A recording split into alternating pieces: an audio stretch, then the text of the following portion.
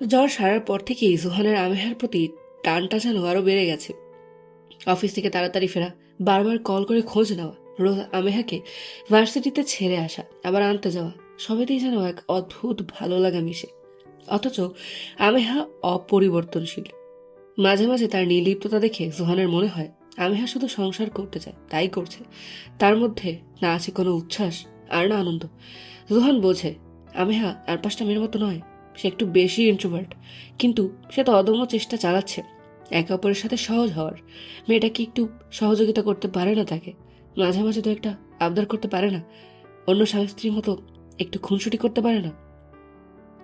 Johann অফিসের জন্য ready হতে লাগলো। প্রাইভেট কোম্পানিতে উচ্চ পদেই কর্মরত সে। আমেহার বাপের বাড়ির মতো অত পয়সা না থাকলেও যা আছে তা দিয়ে অনায়াসে ভালো জীবনযাপন করাই যায়। আমেহা ওয়াশরুম থেকে ভার্সিটি যাওয়ার জন্য জামা পরে বের হতেই জোহান শার্টের হাতা ফোল্ড করতে করতে সেই দিকে চাইল। আমেহার পরনে আজ নর্মাল সাদা গোল গাউন। জোহান সেই দিকে কিছুক্ষণ তাকিয়ে চোখ সরিয়ে নিল। আজকাল চোখ ভীষণ অবদ্ধ হয়ে যাচ্ছে তার, ধমকালেও কাজ হয় না। আমেহা নিজের ব্যাগে প্রয়োজনীয় জিনিসগুলো দেখে নিতে লাগলো। জোহান দীর্ঘশ্বাস ছেড়ে বলল, আমেহা। জোহান দীর্ঘশ্বাস ছেড়ে ডাকলো। আমেহা চশমাটা ঠিক করে জোহানের দিকে ঘুরে তাকালো। জোহান ইতস্তত করে বলল, পরের শুক্রবার এক্সিবিশন আছে। আচ্ছা, তোমার আকাশ সহ মাহিম, মানে আমার কাজিন তোমায় দেখা করতে বলেছে। আরও সব কি ফর্ম ফিল আপ করতে হবে। তাই তুমি কি আজ ভার্সিটির পর যাবে আমার সাথে একবার? আমেহা সময় নিয়ে বলল, আপনি বেকার বেকার এত কষ্ট করছেন, এসবের কোনো দরকার ছিল না। স্বপ্ন পূরণ করার খিদে প্রত্যেকটা মানুষের থাকা উচিত, তবে সে আরও বড় স্বপ্ন দেখার সাহস পায়, এগিয়ে যায়। তাই এইটার একটিও বেকার কাজ না আমেহা। কাউকে তার স্বপ্ন পূরণ করতে সাহায্য করা নিজের কাছে অত্যন্ত গর্বের। জোহানের কড়া গলার কথা শুনে আমেহাই প্রথমবার দৃষ্টি রাখলো জোহানের চোখে। জোহান জোহানের শক্ত মুখ অবয়ব শান্ত হয়ে এলো। আমেহা মুখে হালকা হাসি ফুটিয়ে বলল, আগে বাড়ি আসবো, এক্সাম্পলগুলো এখান থেকে নিয়ে তারপর বেরোবো। বলেই ব্যাগ কাঁধে নিয়ে বেরিয়ে গেল জোহানের পাশ কাটিয়ে। জোহার ওভাবেই হতভম্ব হয়ে দাঁড়িয়ে রইল। আমেহা হাসলো তার কথা শুনে। মেয়েটা হাসলে এত মিষ্টি লাগে, তাহলে এই মেয়েটা হাসে না কেন? সে কি ট্যাক্স লাগিয়ে রেখেছে নাকি তার হাসির উপর? জোহার একটা লম্বা শ্বাস নিল। তার পুরোপুরি পাগল হওয়ার দিন ঘনিয়ে আসছে, সে ভালোভাবেই বুঝতে পারছে তা। দুপুর 12:30। আজ রেবার হেডকোয়ার্টারে যায়নি। ঘুম থেকে উঠেই ল্যাপটপ নিয়ে বসে পড়েছে। পুনি দু একবার উকিঝুঁকি মেরেছে, তাও কাজ হয়নি। মানুষটা কাজ করার সময় তার দিকে তাকায় না, অথচ টাইমে টাইমে জল খাওয়ার কথা, মেডিসিন নেওয়ার কথা ঠিক চেঁচিয়ে চেঁচিয়ে মনে করায়। একবার সে উসখুস করে গেছিল আখির সাথে কথা বলার নাম করে। রেবার বিনা বাক্যে নিজের ফোনটা ধরিয়ে দিয়েছে তার হাতে। পুনি মুখ ফুলিয়ে চলে এসেছে তাই। কি করবে ভেবে না পেয়ে আখিকেই ফোন লাগিয়ে 8 ঘন্টা বকছে তার সাথে। সেই দিন পূর্ণি ঠিক আছে জানানোর পরই আখি ফিরে গেছে ইন্ডিয়ায়। পূর্ণির সাথে দেখা করতে চেয়েছিল সে একবার, কিন্তু ফ্লাইটের টাইম হয়ে যাওয়ায় আর পূর্ণির সেফটির কথা চিন্তা করে আর দেখা হয়নি তার। পূর্ণি এবার লম্বা শ্বাস নিয়ে উপরে উঠে রেহেবারকে ল্যাপটপে মুখ গুজে বসে থাকতে দেখে রুমের মধ্যেই পাইচারি শুরু করলো।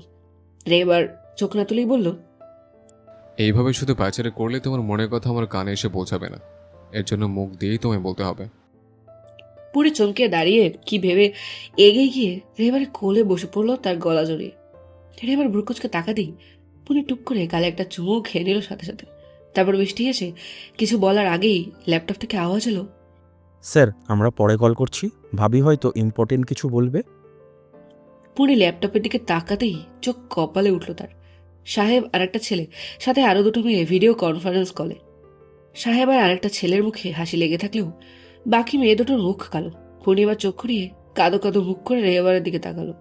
রেহেবারের পুনির মুখ দেখে উচ্চস্বরে হাসতে ইচ্ছে হলো মুহূর্তেই, কিন্তু তার প্রফেশনের জায়গা, সে হেসে উঠলে বাকিরা পেয়ে বসবে। তাই আগের মতোই গাম্ভীর্য বজায় রেখে সবার দিকে তাকিয়ে বলল, Sorry guys, I'm doing some important work right now. I will join the discussion again once I'm free. বলেই রেহেবার কল কেটে পূর্ণির দিকে তাকালো। পূর্ণির মুখ কালো, রেহেবারের কোনো হেলদোল দেখা গেল না। তা দেখে মিটি মিটি হেসে পিছনে হালকা গা এলিয়ে বলল, What happened darling? মুখটা এমন শুকনো দেখাচ্ছে কেন? পূর্ণি চোরা চোখে রেহেবার দিকে তাকিয়ে নিজের দুহাত দিয়ে রেহেবারের বুকে মারতে মারতে বলল, আপনি আসলেই শেমলেস। আগে বলবেন না সবাই আছে? কি ভাবলো সবাই আমায়? রেহেবার হেসে উঠল। পূর্ণি দুটো হাত শক্ত করে ধরে বলল, ভাবছি হয়তো স্যারের মতো এত একটা গভীর আনরোমান্টিক মানুষের এত রোমান্টিক বউ হলো কিভাবে। পূর্ণি মুখ ভেঙাল। আনরোমান্টিক? তারপর রোজ একটা করে রোমান্টিকতার নতুন পাঠ পড়ায় তাকে। আর সেই সব অত্যাচার সহ্য করতে হয় পূর্ণিকে। পূর্ণির আপন মনে বিড়বিড় করা দেখে রেহেবার ভাবলেশীন ভাবে বলল, ভেবে বলো যা বলার, পরে কিন্তু কোনো আবদার শুনবো না। পূর্ণি চোখ বড় বড় করলো। আরে সে তো নিজের কথা মানাতে এসেছিল। না না, রেহেবারকে এখন মনক্ষুণ্ণ করলে চলবে না। রাগটাক সব পরের জন্য তোলা থাক। পূর্ণি বিড়বিড় বন্ধ করে এবার আগের মতো মিষ্টি হেসে রেহেবারের গলা জড়িয়ে ধরে বলল, আপনাকে সেদিন ওই লোকটার কথা বলেছিলাম না, যিনি নিজেকে আমার চাচা বলেছিলেন? আমি ওনার বাড়ি যেতে চাই অফিসার। কয়েকটা দিন ধরেই বলবো বলবো ভাবছি, কিন্তু আপনি রেগে যাবেন ভেবে বলিনি। রেহেবারের মুখ হাসি থেকে গম্ভীর হয়ে উঠল। পূর্ণি ভয় পেল। যতই সে লাফালাফি করুক, মানুষটাকে আর ভয় পায়। তাই আমতা আমতা করে বলল, আপনি বারণ করলে যাব না, আমি শুধু এমনি বলছিলাম, মনটা অনেক খচখচ করছিল বলে। ওকে। পূর্ণি চোখ বড় বড় করে তাকালো। সে বিশ্বাস করতে পারছে না রেহেবার তাকে পারমিশন দিয়েছে। আরো কিছু বলবে? পূর্ণি না বোধক ঘাড় নাড়িয়ে আবার হ্যাঁ বোধক ঘাড় নাড়িয়ে বলল, কোকোকে একটু হসপিটালে চেক আপের জন্য নিয়ে যেতাম ওখান থেকে। ওকে। রেহেবারের এমন নির্লিপ্ততা দেখে পূর্ণি রেহেবারের গলা আরেকটু জড়িয়ে বলল, অফিসার, আপনি সত্যি পারমিশন দিচ্ছেন আমায় বাইরে যাওয়ার? রেহেবার বাঁকা হেসে নিজের থেকে 4 ইঞ্চি দূরে থাকা লোভ জাগানো গোলাপের পাপড়ির মতো নরম ঠোঁট জোড়ার দিকে তাকিয়ে ঘোর লাগা কণ্ঠে বলল, রেবার কোনো কিছু এমনি এমনি দেয় না, তার জন্য মাসুল দেওয়া লাগে। বলেই পূর্ণি কিছু বলে ওঠার আগেই তার অধৈর্যরা নিজের অধরে চেপে ধরল। পূর্ণি প্রথমে হকচকিয়ে গেলেও ধীরে ধীরে শান্ত হলো। ছটফট করার বদলে এবার নিজেও রেহেবারের সঙ্গে তাল মিলিয়ে রেহেবারের মাথার চুল রেহেবার আরো উতলা হয়ে তাকে নিজের সাথে মিশিয়ে নিল।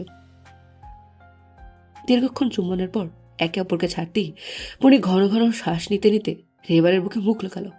রেহেবার মৃদু হেসে দুহাতের বাহু বেষ্টনীতে তাকে পরম আবেশে আগলে নিল। পূর্ণা, পুরা চমকে তাকালো পিছনে। সাহেবকে ফর্মাল ড্রেসে আর চোখে সানগ্লাস আর কানে ব্লুটুথ লাগানো দেখে চমকে উঠল কিছুটা। আপনি এই শুনশান জায়গায় কি করছেন? পুরা কি বলবে ভেবে পেল না। কাঁধের ব্যাগটা শক্ত করে চেপে ধরল। তার পরনে বোরখা, হিজাব, নিকাব, হাত মোজা, পা মোজা সব পরনে তার। উন্মুক্ত বলতে শুধু চোখ জোড়া। তাতেই মানুষটা কিভাবে ছিল। পুরা আমতা আমতা করে বলল, আমি আসলে রাস্তা হারিয়ে ফেলেছি। সাহেব স্বাভাবিকভাবেই বলল, ওহো আচ্ছা, চলুন আমি পৌঁছে দিচ্ছি। এখানে বেশিক্ষণ থাকা সেফ না। পুরা মাথা নাড়িয়ে পা মেলালো সাহেবের পায়ের সাথে। কিছু দূর যেতেই সাহেব বলল, আপনি কি কাঁদছিলেন পূর্ণা? পুরা পুনরায় চমকে সাহেবের দিকে তাকালো। আর এইবার সাহেব তাকালো না, আর একটু গিয়ে বলল, সামনের কফি শপটায় চলুন। পুরা কিছু না বলেই সাহেবের পিছু পিছু কফি শপে গিয়ে বসলো। পুরা নিকাবটা খুলে বসলো। ছোট্ট গোলগাল মুখটা তার ঘেমে নেই একাকার। সাহেব জলের গ্লাসটা পূর্ণার দিকে এগিয়ে দিল। পূর্ণা এক পলক সেই দিকে তাকিয়ে জলটা ঢকঢক করে খেয়ে দিল। আজ আমি আর কোনো ব্যক্তিগত প্রশ্ন করব না পূর্ণা, শুধু এইটিই বলবো, জীবনে ওঠাপড়া লেগেই থাকে। এইগুলো আমাদের শেখায়, গড়ে তোলে, আর মাঝে মাঝে ভেঙেও দেয়। কিন্তু যে মানুষ নিজের ভুল দেরিতে হলেও বুঝতে পারে, তার কাছে সেটা বড় বিষয়। কারণ নিজের ভুল বুঝতে পারাটা মানেই নিজেকে পরিবর্তনের পথে নিয়ে যাওয়া। জীবনে সবাই ভুল করে, কিন্তু সবাই সেটা স্বীকার করে না। যে নিজের ভুলটা বুঝতে পারে, সে আসলে নিজের ভেতরের জোর খুঁজে পেয়েছে। ভুল থেকে শিক্ষা নিয়ে সামনে এগিয়ে যাওয়াটাই জীবনের প্রকৃত সার্থকতা। তাই তোমার কাছে আমার আর কিছু বলার নেই, কারণ আমি জানি তুমি যদি সত্যিই নিজের ভুলটা বুঝে থাকো, তবে তুমি ঠিক নিজের পথ খুঁজে নেবে। সাহেবের কথা শেষ হতেই পুরো হু হু করে কেঁদে ফেলল। প্রত্যেক মিনিটে তার কান্নার তোপ বাড়ল। সাহেব কয়েকবার সান্ত্বনা দেওয়ার চেষ্টা করলো, কিন্তু হচ্ছে না দেখে নিজের চেয়ারটা আর একটু এগিয়ে পূর্ণার মাথায় হাত বুলিয়ে দিল।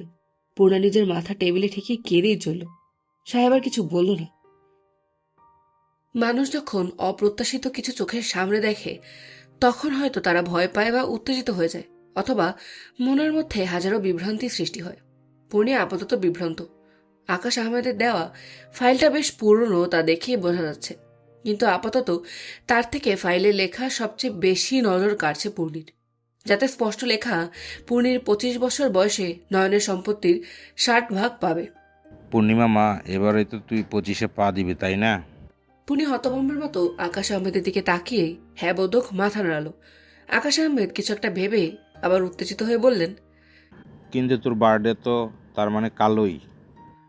পূর্ণি ভিতর ভিতর চমকালো। আগামীকালই? তার তো মনেই ছিল না, থাকবে কিভাবে?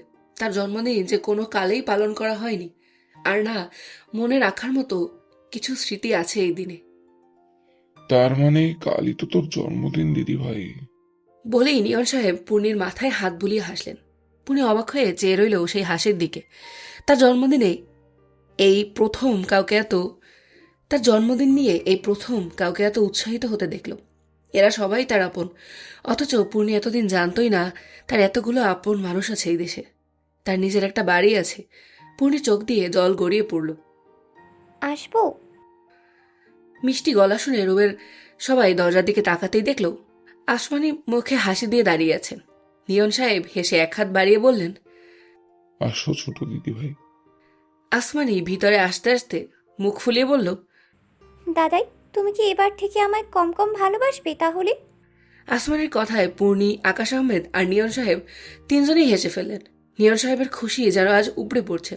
তার নিজের রক্ত খুঁজে পেয়েছেন তিনি আজ, তার নয়নের অংশকে পেয়েছেন। তিনি হেসে বললেন, তোমার কি মনে হয় এই বুড়ো তো খারাপ? আমার কাছে তোমরা দুজনেই তো হীরের টুকরো দুটো। আমার ঘরের শোভা, সৌন্দর্য সব। বলেই নিয়ন সাহেব পূর্ণি আর আসমানিকে দুহাত দিয়ে হালকা করে বুকে আগলে নিয়ে লম্বা শ্বাস নিলেন। চোখের পাশ দিয়ে জল গড়িয়ে পড়ল। আজ নয়ন থাকলে তার মেয়েকে নিশ্চয়ই মাথায় করে রাখত। নয়নের যে মেয়ের খুব শখ ছিল তা নিয়ন সাহেব জানতেন। পূর্ণিকে পেলে সে রাজরানী করে রাখত নিশ্চয়ই। নিজের বাবা দাদার এত বড় সাম্রাজ্য থাকার পর মেয়েটা কিনা জীবনের 25টা বছর গৃহহীন থেকেছে ভেবেই নয়ন সাহেবের বুক ভার হয়ে এলো। আব্বাজান, কিছুক্ষণ রেস্ট নিয়ে নিন আপনি, আমি পূর্ণিমা মাকে বাড়িটা ঘুরে দেখাই। পূর্ণি আরো কিছু জিজ্ঞেস করতে যাচ্ছিল, তবে আসমানি লাফিয়ে উঠে বলল, আপুকে আমি দেখাবো বাড়ি। আপনি এখন রেস্ট নিন, আমি পরে এসে কথা বলছি দাদাজান। আমেহাকে নিয়ে জোহান এসেছে তার কাজিনের বাড়ি। আমেহার সাথে নিজের পেইন্টিংগুলো নিয়ে এসেছে বলতে যা ছিল তাড়াহুড়োয় পুরো ব্যাগ তুলে নিয়ে চলে এসেছে সে। ক্লান্ত জোহানকে বেশিক্ষণ দাঁড় করিয়ে রাখতে তার অস্বস্তি হচ্ছিল। হাই জন, হোয়াটসঅ্যাপ ব্রো? বলেই এক 27-28 বছরের ছেলে এসে জোহানকে হাঁক করে তার পাশের সিঙ্গেল সোফায় বসে পড়ল। জোহান হেসে বলল, আমি ভালো, তোর কি খবর বল? আর খবর?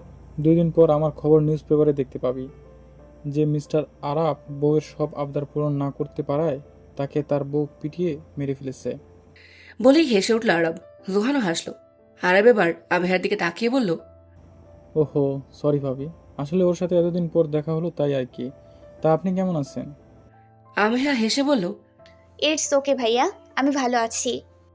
আরব হেসে জোহানের পিঠে হালকা মেরে বলল, তোর তো সোনায় বাঁধানো কপাল বেটা, বউ মানুষ এত চুপচাপ। আমার বউকে তো ঘুমের মধ্যেও চুপ করাতে পারি না। জোহান হালকা হেসে আমেহার দিকে তাকাতেই দুজনের চোখাচোখি হয়ে গেল। আমেহা চোখ নামিয়ে নিতেই জোহানের হাসি মুখটা মলিন হয়ে গেল। সে তো চায় আমেহা তাকে জ্বালাক, আবদার করুক, ঝগড়া করুক, অথচ মেয়েটা এর একটাও করে না। জোহানের মাঝে মধ্যে মনে হয় সে আমেহাকে জোর করে আটকে রেখেছে যেন তার সাথে। মেয়েটা যে কবে স্বাভাবিক হবে তার সাথে, আদৌ কি হবে? ভাবি, আমি আপনাকে একটা ফর্ম দিচ্ছি, ওইটা ফিল আপ করে দিন, আর টার্মস অ্যান্ড কন্ডিশন আমি বুঝিয়ে দিচ্ছি। বলেই আরব একটা ফর্ম এনে আমেহাকে ফিল আপ করতে দিয়ে বাকি জিনিসগুলো বোঝাতে লাগলো। জোহানও চুপচাপ শুনতে লাগলো সেই সব। ভাবি, আপনার পেন্টিংগুলো দিন দেখি। আমেহা এবার সব পেইন্টিংগুলো বের করতেই তা হাতে নিয়ে আরব দেখে বলল, অসাধারণ ভাবি, আপনার হাত তো মারাত্মক। এবার বুঝেছি জোহান কেন এত করে আপনার তারিফ করছিল। আপনি তো আসলেই তারিফের যোগ্য। আমেহা নিজের চশমাটা ঠেলে জোহানের দিকে তাকাতেই জোহান চোরা চোখে তাকিয়ে বলল, আমার কল আসছে, আমি আসছি। বলেই জোহান ফোন কানে নিয়ে বাইরে চলে গেল। আরব পেইন্টিংগুলো দেখতে দেখতে হঠাৎ নজর পড়ল আমেহার আনা ব্যাগটায়। আরবের হাতের কাছে সেটা থাকায় সে কিছুটা বের হওয়া একটা পেইন্টিং টেনে বের করতেই আমেহা চমকে উঠল। এটা কার চোখ ভাবি? আর এই অঙ্গভঙ্গি? আমেহা এই প্রথম উত্তেজিত হয়ে বলল, ভাইয়া, ওইটা আমি এক্সিবিশনের জন্য আনিনি, এমনি এনেছিলাম ওইটা। আমেহার পুরো কথা বলার আগেই আরব খুশি হয়ে বলল, তাতে কি, আমি ড্যাম শিওর এটা এক্সিবিশনে গেলে কোনো না কোনো স্থান এই পেন্টিং পাবেই। আর এটা বেশ চেনা চেনা লাগছে। আমেহা আবার আগের ভঙ্গিতে বলল, না না ভাইয়া, এইটা সত্যি আমি এক্সিবিশনের জন্য করিনি, আপনি অন্যগুলো নিন, কিন্তু এটা। আরব কোনো কথা শুনতেই চাইল না, তার ওইটাই চাই। আমেহা অস্বস্তির দরুন বেশিবার না বলতেও পারল না, শুধু নিজের হাত কচলে গেল। এর মধ্যেই জোহান এসে বলল, কিরে, হয়ে গেছে? আমি ভীষণ টায়ার্ড আজ, তাহলে উঠি। হ্যাঁ হ্যাঁ নিশ্চয়ই, ভাবি কিছু মনে করলেন না তো আবার? জোহান ভ্রুকুচকে বলল, কিসে কি মনে করবে? আরব হেসে পেন্টিংটা দেখতে গেলে আমেহা সেটা মুড়ে বলল, একদম এক্সিবিশনের জন্য রেখে দিন ভাইয়া। জোহান আমেহার এমন ব্যবহারে অবাক হলেও আরব ঠোঁট টিপে হেসে বলল, ওকে ভাবি, আপনার কাছে কল যাবে। বলেই জোহান আমেহা আরবকে বিদায় দিয়ে নিজেদের গাড়িতে উঠল। আমেহার হাত কচলাতে দেখে জোহান অনেকক্ষণ থেকে জিজ্ঞেস করবে কি করবে না ভেবে শেষ জিজ্ঞেস করেই ফেলল, আমেহা, তুমি কি কিছু নিয়ে টেনসড? আমায় বলতে পারো। আমেহা শান্ত স্বরে বলল, না তেমন কিছু না। জোহান একবার আমেহার দিকে তাকিয়ে আবার ড্রাইভিংয়ে মন দিল।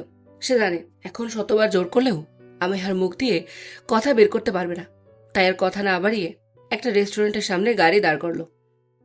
এত রাতে আর বাড়িতে গিয়ে খেতে ইচ্ছে হচ্ছে না তার। এই ছুতো যদি আমেহারও মনটা একটু ভালো হয়। পূর্ণি গভীর নিদ্রায়। আজ তাকে চাচা চাচি দাদাজান কেউ যেতে দেননি, বিশেষ করে আসমানি। সে তো আশা থেকে সবসময় পূর্ণির সাথে আঠার মতো লেগে আছে। পূর্ণি নিজেও বেশ উপভোগ করেছে আজ আপন জনদের সঙ্গ, তবে পূর্ণির অনেক কথাই তারা এড়িয়ে গেছে, তাই পূর্ণি আর ইচ্ছে করে জিজ্ঞেস করেনি। পূর্ণি রেহেবার রাগ করবে ভেবে থাকতে চায়নি, কিন্তু পরে নিয়ন সাহেব ফোন করে রেহেবারকে বলায় রেহেবার তেমন কোনো প্রতিক্রিয়া দেখায়নি। পূর্ণিকে সাবধানে থাকতে বলে ফোন কেটেছে। পূর্ণির একটু মন খারাপ হলেও হঠাৎ পাওয়া আপনজনদের কথা সে ফেলতে পারেনি। তারপরও রেহেবারের সাথে কথা বলার চেষ্টা করেছিল, কিন্তু ফোন সুইচ অফ দেখে মুখ ফুলিয়ে শুয়ে পড়েছে সে। প্রিয় তীব্র পুরুষালী গানটা না খেয়ে সে পৌঁছতেই পূর্ণি কিছুটা নড়েচড়ে উঠল। গলায় পুরুষালী দাঁতের কামড় পড়ায় পূর্ণি ব্যথায় আখ করে চেঁচিয়ে উঠল। ঘুম তার উড়ে গেছে। ঘর ঘুটঘুটে অন্ধকার হলেও পূর্ণির বুঝতে এক বিন্দু অসুবিধা হলো না মানুষটাকে। নিজের হাত দিয়ে গলা ঘষে ঘুমো ঘুমো কণ্ঠে বলল, অফিসার আপনি এখানে কখন এলেন? যখন আপনি গভীর ঘুমে তলিয়েছিলেন। কণ্ঠ খাদে নামিয়ে বলেই রেহেবার মুখ ডোবালো পূর্ণির বুকে। পূর্ণি রেহেবারের চুল মুষ্টিবদ্ধ করে ঘন ঘন শ্বাস ফেলে বলল, আপনার ফোন কেন বন্ধ ছিল অফিসার? আপনি কি আমার উপর রাগ করেছেন? রেহেবার মুখ তুলে হাসকি স্বরে বলল, যদি হ্যাঁ বলি তাহলে ঠিক কিভাবে মানবেন আপনি? পূর্ণি কিছু না বলে ঘুমো ঘুমো অবস্থাতেই রেহেবারের মুখ দুহাতের তালুতে নিয়ে সারা মুখে নিজের ঠোঁটের স্পর্শ দিল। রেহেবার বাঁকা হেসে বলল, বেশ ভালোই রপ্ত করেছেন দেখে, এবার কি বসে আনা? পূর্ণি চোখ বন্ধ করে হাসল। তারপর রেহেবারের বুকে গুটিসুটি মেরে ঢুকে পড়তেই রেহেবার নিজে উঠে বসে পূর্ণিকে এক টানে উঠে বসালো বেডে। পূর্ণি চোখ মুখ কুচকে বলল, কি হলো অফিসার, ওঠালেন কেন? আমার খুব ঘুম পাচ্ছে। এতদিনেও রাত জাগার অভ্যাস হয়নি। রেহেবারের আবার লাগামিন কথা শুনে পূর্ণি আবার শুয়ে পড়তে যেতেই রেহেবার এবার তাকে পাজা খুলে তুলে নিয়ে দরজা দিকে পা বাড়াতেই পূর্ণি চোখ বড় বড় করে লাফিয়ে রেহেবারের কোল থেকে নেমে পড়ল। রেহেবার তা দেখে মিটিমিটি হেসে পূর্ণির হাত ধরে সিঁড়ি দিয়ে নিচে নেমে গেল। নিচে নেমে আসতেই সবাই একসাথে হ্যাপি বার্থডে বলে চেঁচিয়ে উঠল। পূর্ণি প্রথম চমকে উঠলেও নিজেকে সামনে নিল। হাসি মুখে রেহেবারের দিকে তাকালো। রেহেবারের মুখেও হাসি লেগে কোকো একটা বার্থডে টুপি নিয়ে দৌড়ে এলো। তার মাথায় একটা বার্থডে টুপি। পূর্ণি হেসে তাকে আদর করে টুপিটা হাতে নিল, কারণ বাচ্চাদের টুপি তার মাথায় হবে না।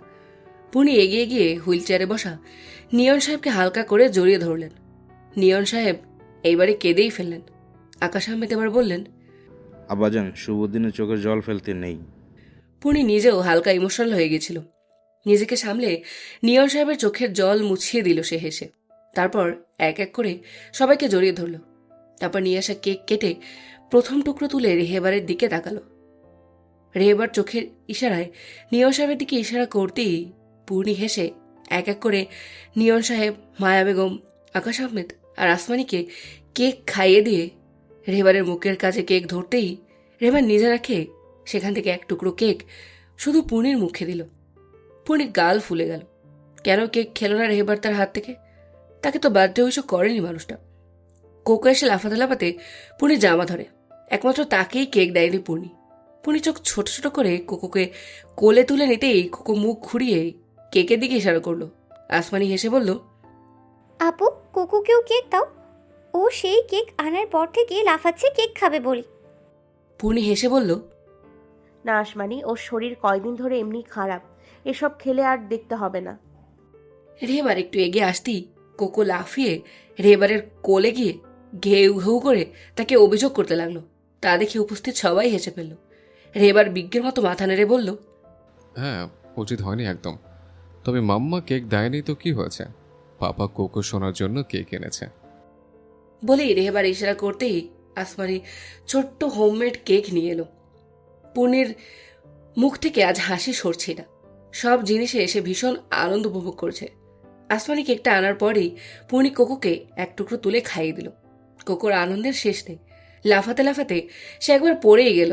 তা লাফানো দেখে সবাই হেসে ফেলল। পূর্ণি আর রেহেবারকে সবাই দোয়া করলো। জন্মদিনের উপহার হিসেবে পূর্ণির চাচি তাকে দুজোড়া সোনার বালা দিল। আকাশ আহমেদ ছোট্ট একটা সোনার আংটি পূর্ণিকে দিতেই পূর্ণি ভ্রু কুচকে তাকালো। আকাশ আহমেদ বললেন, এই আংটিটা আমি তোর জন্মের পর বানিয়েছিলাম নিজের পয়সায়, কিন্তু এটা যতদিন তৈরি হয়ে আসে তোর মা তোকে নিয়ে চলে গিয়েছিল, তাই আর দেখাও হয়নি। আমি জানি এটা এখন আর তোর হাতে হবে না, তাও দিলাম। এর সাথে অনেক স্মৃতি জড়িয়ে, ভবিষ্যতে তোর সন্তান হলে পরাবি এটা। পূর্ণি নিল। তার মনে আবার হাজারটা প্রশ্ন দোলা দিয়ে গেল। তাও কিছু বলল না। মাকে সে 5 বার কল করেছে সকাল থেকে, কিন্তু প্রতিবারই সুইচ অফ এসেছে ফোন। মোটামুটি কথাবার্তায় পূর্ণি বুঝলো রেহেবার আগে থেকেই চিনত তাদের। তাহলে পূর্ণিকে সে কেন বলেনি? সবার সাথে কথা বলে পূর্ণি একাই গটগট করে রুমে চলে গেল। সবাই স্বাভাবিকভাবে নিলেও রেহেবার বুঝলো তার অভিমানী বউ এখন রেগে ফায়ার হয়ে আছে। রেহেবারও সবার সাথে কথা শেষ করে উপরের দিকে পা বাড়ালো। শীত বেশ পড়েছে কয়েকদিন, যার দরুন রাতে মোটামুটি ভালোই শীত অনুভূত হয়। এর মধ্যেও পূর্ণিকে ব্যালকানিতে কোনো কিছু গায়ে দিয়ে না থাকতে দেখে রেগে গেল রেহেবার। এমনিতেই এত নাজুক মেয়েটা, তারপর তার বেখেয়ালি পড়া।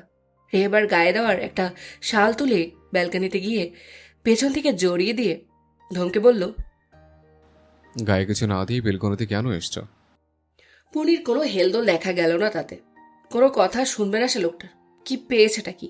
সে পূর্ণির ব্যাপারে খুঁটিনাটি সব খোঁজ রাখবে, আর তাকে অর্ধেক জিনিস বলবে না। রেহেবার পূর্ণিকে এভাবে মুখ ফুলিয়ে অন্যদিকে ঘুরে দাঁড়াতে দেখে নিঃশব্দে হেসে পেছন থেকে চেপে ধরল। পূর্ণি হালকা ছটফট করে শান্ত হয়ে গেল।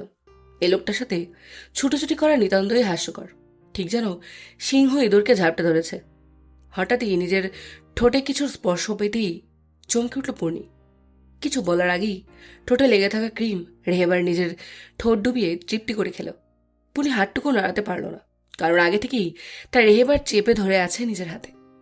কিছুক্ষণ পর ঠোঁট ছেড়ে রেহেবার পূর্ণির কানের কাছে ঠোঁট ঠেকিয়ে ফিসফিস করে বলল, it's too much yummy. Happy birthday darling. রেহেবার মৃদু হেসে পূর্ণির মাথায় হাত বুলিয়ে বলল, অনেক বড় হও, জীবনে আরও সফলতা আসুক। তবে নিজেকে আরও শক্ত করতে হবে পূর্ণিমা। আমি না থাকলে যেন কারোর উপর তোমার নির্ভরশীল না হতে হয়। পূর্ণি আটকে উঠে বলল, কোথায় যাবেন আপনি? আর এইরকম কথা কখনো বলবেন না অফিসার। আপনি আমার সাহস, শক্তি সব। আমি সব সময়ই মানি আপনি থাকতে আমার কোনো ক্ষতি হতে পারে না। আপনি আমার কাছে থাকবেন না এ আমি কল্পনাতেও ভাবি না কখনো, আর আপনিও ভাববেন না। বলে পূর্ণি শক্ত করে জড়িয়ে ধরল রেহেবারকে। রেহেবার একটা দীর্ঘশ্বাস ছেড়ে পূর্ণিকে জড়িয়ে নিল নিজের সাথে। কিছুক্ষণ পর হাতে ঠান্ডা স্পর্শ পেতেই পূর্ণি দেখল তার বাবার দেওয়া সেই ব্রেসলেট, যেটা সে হারিয়ে ফেলেছিল। মানে এতদিন রেহেবারের কাছে ছিল, সে সাহস করে চাইতে পারেনি। অফিসার, দাদা জান আর চাচা যা বলছে সব কি সত্যি? তাহলে তো আমার মামনি মিথ্যে হয়ে যাবে। ছোট থেকে যাকে নিজের সবচেয়ে আপনজন ভেবে এসেছি তাকে কিভাবে মিথ্যা ভাবি? পূর্ণি কণ্ঠে হতাশা। টনি পুনরায় বলল, আমি জানি আপনি জানেন, অনেক কিছুই জানেন, যেমন আমার এই বাড়ির সম্পর্কে জানেন। তাহলে কেন এমন লুকোচুরি? কেন বলছেন না কেউ আমায় পরিষ্কার করে কিছু? আমার যে আর তর সইছে না। রেহেবার পূর্ণির ব্রেসলেট পরানো হাতে ঠোঁট ছুঁয়ে বলল, কালকের দিনটা তোমার জন্য অনেক অ্যাডভেঞ্চারাস হতে চলেছে। আই হোপ তুমি পেশেন্সের সাথে ঠান্ডা মাথায় পরিস্থিতি সামলাবে। কাল তোমার আমার দুজনের জন্যই ভীষণ চ্যালেঞ্জিং একটা দিন, আর আশা করি কালই তুমি তোমার সব প্রশ্নের উত্তর পেয়ে যাবে। পূর্ণি আর কিছু জিজ্ঞেস করল না, মাথায় হাজারটা জ্বর ছাড়াতে ব্যস্ত হয়ে পড়ল। রেহেবার পূর্ণির কপালে একটা চুমু দিয়ে কোলে তুলে নিয়ে এসে বেডে শুয়ে দিল। ব্ল্যাঙ্কেট গায়ে দেওয়ার আগেই কোথা থেকে কোকো ছুটে এসে পূর্ণির গা ঘেঁষে শুয়ে পড়ল। পূর্ণি অবাক হলো খানিক। কোকো খুব একটা তার কাছে শোয়ার জন্য বায়না করে না, শরীর খারাপ না থাকলে। পূর্ণি রেহেবারের দিকে তাকাতেই রেহেবার মৃদু হেসে বলল, থাক, ও আজ আমাদের সাথে। বলেই দুজনকে ব্ল্যাঙ্কেট গায়ে দিয়ে রেহেবার লাইট নিভিয়ে নিজেও ব্ল্যাঙ্কেটের ভেতর ঢুকতেই কোকো পাশ ঘুরে রেহেবারের বুকের মধ্যে ঢুকে শুল। রেহেবার পূর্ণির দিকে তাকাতেই দেখল সে রেহেবারের দিকে কেমন জেলাসির দৃষ্টিতে তাকিয়ে আছে। রেহেবার বেশ মজা পেল। কোকোর উপর দিয়ে পূর্ণিকে জড়িয়ে ঠোঁটে শব্দ করে চোখ খেয়ে বলল, ঘুমাও, নইলে আমি ঘুম পাড়ালে উড়ে যাবে পুরোপুরি। সাহেব এক মনে ল্যাপটপ নিয়ে কাজ করছে। আগামীকাল খুব গুরুত্বপূর্ণ একটা দিন সবার জন্য। তার কিছু কাজ এখনো বাকি। ফোনের রিংটোনে সাহেবের ধ্যান ভাঙতেই দেখল পূর্ণা নামটা জলজল করছে। সাহেব দেয়াল ঘড়ির দিকে তাকিয়ে দেখল রাত 1:30 বাজে। সাহেব ভ্রুকুচকে ফোন রিসিভ করে হ্যালো বলতেই পূর্ণির গলা ভেসে এলো, ঘুমিয়ে পড়েছিলেন? না, কাজ করছিলাম। কোনো দরকার? না মানে এত রাতে? এমনি কল করলাম, ভালো লাগছিল না তাই। সাহেব কিছু বলার আগেই গাড়ির আওয়াজ শুনতে পেল। পূর্ণা, আপনি কোথায়? পূর্ণা আমতামতা করলো। সাহেব এবার কড়া গলায় জিজ্ঞেস করলো, ঠিক করে বলুন, আপনি কি বাড়িতে নেই? না মানে আমি পার্কে আছি, আমার ভালো লাগছিল না ঘরে, তাই এখানে চলে এসেছি। আমতামতা করে কথা শেষ করলো পূর্ণা। সাহেব চেঁচিয়ে বলল, হোয়াট? এত রাতে আপনি পার্কে? Are you mad Purna? কোন পার্কে? নাম বলুন, আমি এক্ষুনি আসছি। আর না না, আপনাকে আসতে হবে না, আপনি এক্ষুনি লাইভ লোকেশন শেয়ার করুন, আমি আসছি। সাহেবের ধমকে আর কিছু বলতে পারল না পূর্ণা। চুপচাপ লাইভ লোকেশন শেয়ার করে দিয়ে বসে রইল বেঞ্চে। কিছুক্ষণের মধ্যেই সাহেব হাঁপাতে হাঁপাতে গিয়ে পৌঁছলো পার্কে। পূর্ণা হাত নাড়াতেই তার পাশে গিয়ে ধপ করে বসে পড়ল। কমন সেন্স নেই আপনার? একটা মেয়ে কেউ এইভাবে রাতের বেলায় পার্কে বসে থাকে? পূর্ণা মলিন হেসে বলল, কি আর হবে, বেশির থেকে বেশি। পূর্ণা, এতটা কেয়ারলেস হলে জীবন এগোবে কিভাবে? আমি জানি আপনি ট্রমার মধ্যে আছেন, কিন্তু আপনাকে তো জীবনে দ্বিতীয়বার সুযোগ দিয়েছে। আপনি কেন নিজেকে এত ছোট চোখে কেন দেখছেন? আপনিই বা আমার একটাকে কেন ছুটে আসছেন? পূর্ণার কথায় সাহেবের উৎকণ্ঠিত মুখ অপ্রস্তুত হয়ে উঠল। চোখ লোকালো, একরাশ অস্বস্তি নিয়ে বলল, অনেক রাত হয়ে গেছে, চলুন আপনাকে বাড়ি ছেড়ে আসি। সূর্যের কিরণ মুখে লাগা মাত্রই পূর্ণির ঘুম হালকা হয়ে এসেছে। ঘুম ঘুম ভাব নিয়েই পাশে হাতড়ে আকাঙ্ক্ষিত মানুষটাকে না পেয়ে তরক্ষে উঠে বসল সে। এলোমেলো হয়ে থাকা কালো বাদামি সর্পিল চুলগুলোকে কোনোভাবে পেঁচিয়ে মাথায় তুলল সে, যার দরুন মাথার চারদিক দিয়ে বেশিরভাগ স্টেপ কাট চুলগুলো শেকড় বাকড়ের মতো পাকিয়ে ছড়িয়ে রইল কপালের দুই ধারে। পুনি চোখ কষলে তার দিকে তাকাতেই নজর গেল ব্যালকনির দিকে। এই রুমে বেড থেকে ব্যালকনি স্পষ্ট দেখা যায়। রেহেবার পুশ আপ দিচ্ছে। ঠান্ডার মধ্যেও পরনে তার শুধু ট্রাউজার আর একদম পাতলা একটা স্লিভলেস কালো টি শার্ট। স্লিভলেস হওয়ার দরুন পুশ আপের সাথে সাথে তার দেহের অঙ্গভঙ্গির সাথে মাসেলসের ফোলা স্পষ্ট দৃশ্যমান। পুনি পাশ থেকে একটা বালিশ নিয়ে জড়িয়ে থেকে গালে এক হাত রেখে সেই দিকে চেয়ে রইল একদৃষ্টে। মুগ্ধতার রেশ তার সারা মুখে। এই একরোখা পরিশ্রমী কঠিন মানবটা একমাত্র তার। মানুষটার দেওয়া ধমকি, আদর, যত্ন সবটাই শুধু তার একার জন্য। ভাবতেই পূর্ণির মন এক অদ্ভুত প্রশান্তিতে খেলে গেল। সারা গালে রক্তিম আভা ছড়িয়ে পড়ল। মানুষটাকে নিয়ে সে এক প্রকার দ্বিধা দ্বন্দ্বে ছিল, মূলত ভালোবাসার ক্ষেত্রে। ভালোবাসার ভাগ্যটা বরাবরই পূর্ণির খারাপ কিনা, কিন্তু এখন তার মনে হয় সব দুঃখ মিলিয়ে তার শোধ হিসেবে সে রেহেবারকে পেয়েছে।